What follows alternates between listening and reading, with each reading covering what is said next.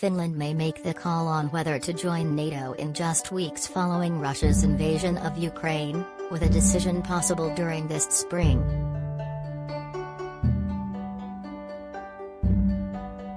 The country may join the transatlantic military alliance despite warnings of retaliation and military and political consequences from the Kremlin.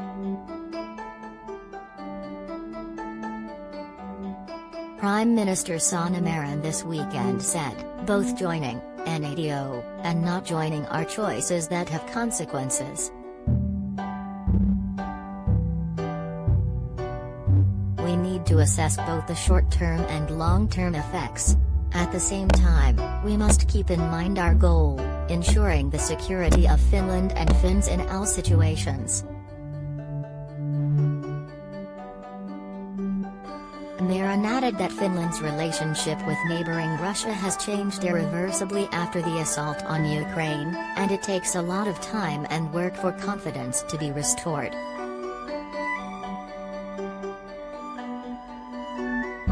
Finland shares an 830-mile, 1,340-kilometer, border with Russia, the longest by any European Union member.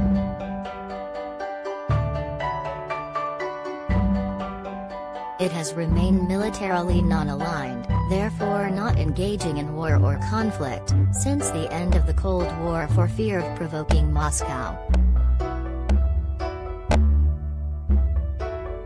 This weekend the country's foreign minister Pekka Haavisto said Russia's actions in Ukraine have totally changed the security landscape in Finland.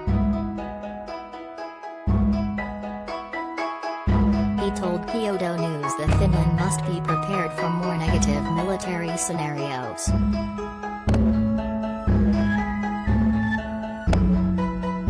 This comes despite hints of retaliation from Moscow should the country join NATO.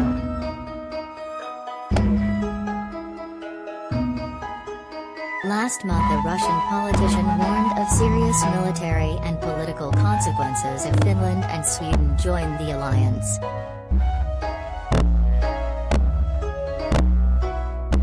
Russian Foreign Ministry's second European Department Director Sergei Belyaev told Interfacts, "It is obvious that Finland and Sweden's joining NATO, which is a military organization in the first place, would have serious military and political consequences requiring us to revise the entire range of relations with these countries and take retaliatory measures."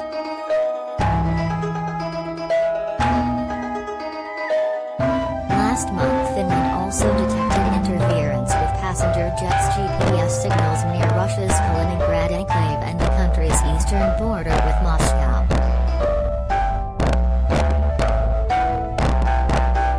Finnish airline Finnair said its pilots had noticed the disturbances near Kaliningrad, which is sandwiched between NATO members Lithuania and Poland on the Baltic Sea's east coast.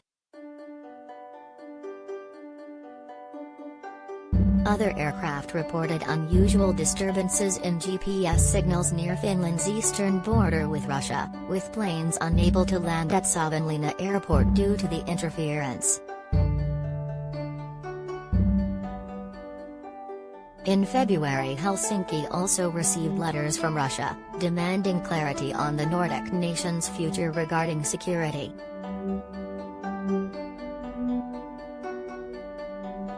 Haavisto then told The Times the instance reminded him of the Cold War, when the country was used to this kind of Russian letter asking for consultations.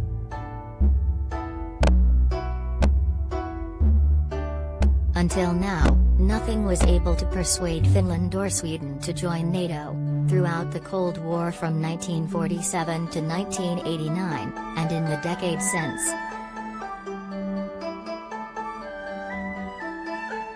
But in March it appeared that Russia's unprovoked invasion of Ukraine increased public support in Finland for joining the NATO alliance to record levels, according to a poll.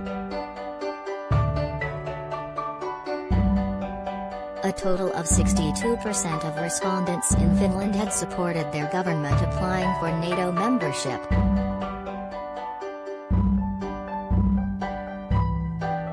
according to the survey which was commissioned by Finland's public broadcaster Yle. This is up from 53% in the same poll which had been released 2 weeks ago.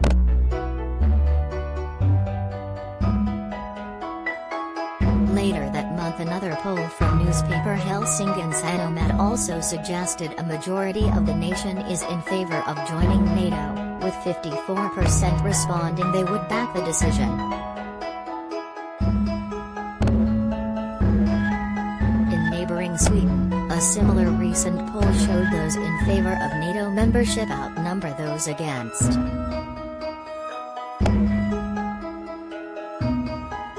It comes as Finland's President Sauli Niinistö said he believes there is consistent popular support for joining the alliance.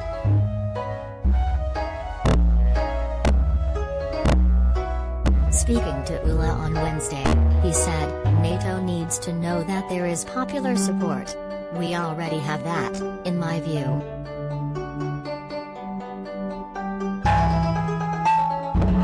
However, last month he warned that Finland could face disruptive Russian behavior including cyber hacks and potential border violations if it tries to join. Niinistö said, "We don't even know all the possibilities for hybrid influencing that someone may invent. The entire world of information technology is vulnerable," according to AP.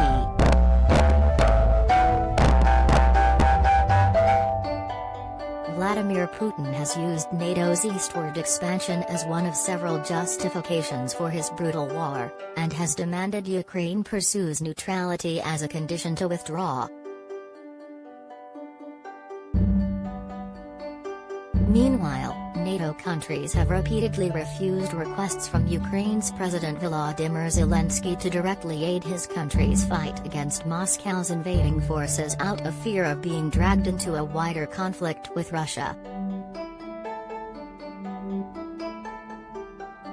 1 week into the Russian invasion, Marin said a planned debate in parliament the following day would cover the situation in Ukraine and was not intended as a wider conversation on Finland's policy regarding military alignment or non-alignment.